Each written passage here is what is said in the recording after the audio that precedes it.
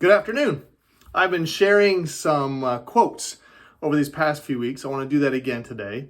The reason I'm doing this is just because over the years, a lot of the wisdom or the truth that I've encountered has been packaged up in these nice little phrases that have stuck with me and made a difference in my life. And so I want to continue to do that for a few more weeks. In fact, what I'm going to invite you to do in the comments for this video to share some of your favorite quotes with me, because I'd love to take a look at some of the ones you have and maybe talk about one of those in the weeks to come. So if you're watching this and you have some favorite ones, put it in the comments and let me know. But for today, I wanted to share with you a quote that I've heard. I've heard it in various different ways, but one person put it very succinctly, and I really like it. And you've all heard over the years that experiences is the best teacher, and that when we go through life, we have more and more experiences. We're supposed to get wiser and more put together, but that doesn't always seem to be the case. And there's a reason for that. And it's encapsulated in this quote, and this quote is simply this: we do not learn from experience. We learn from disciplined reflection on experience. We don't learn from experience, not necessarily, but what we learn is when we reflect in a disciplined way on our experiences. You and I know lots of people who have had tons of experiences and have not learned from them. They seem to have make the same mistakes. They have the same sin hang-ups. They haven't really changed. They're the same complainers, the same issues, the same problems that they've had for years. What makes them different from someone who grows, becomes different, and better in their life and how they do life than someone else?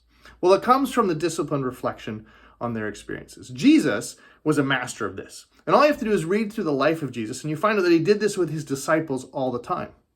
He invited 12 men to come in and spend life and do life with him. But they didn't just come in and have experiences, but what Jesus would do is he would put them in places where they would have these experiences. And there was a whole variety of them.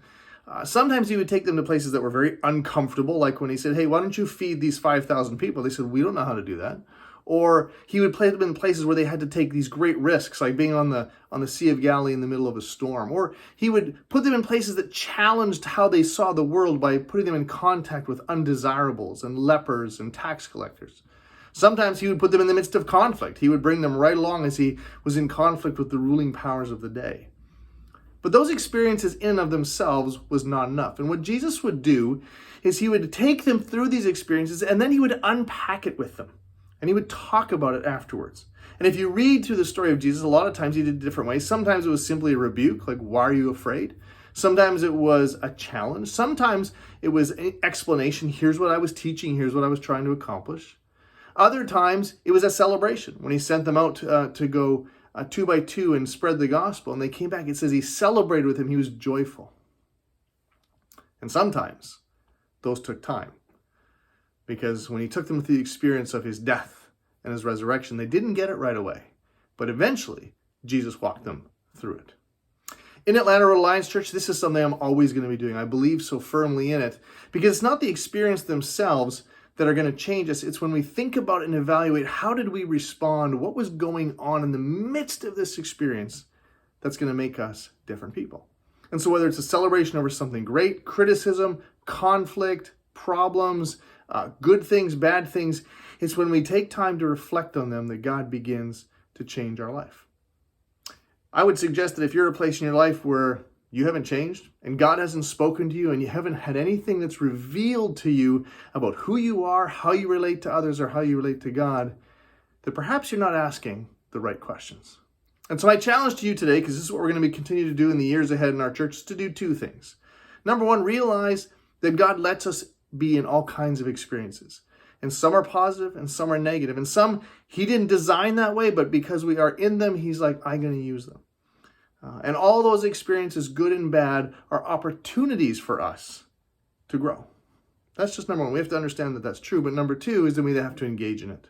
So take some time. Make it a habit of asking questions. Don't just respond, but say, why was I so upset? What triggered me there? What made me react the way I do? Why am I so happy right now? What is going well? What is God saying? How might someone else respond to this differently? Why did they respond to me the way I responded? What might be at the root of all this? Make a habit of asking those questions and then thinking about it and letting the Holy Spirit speak into your life.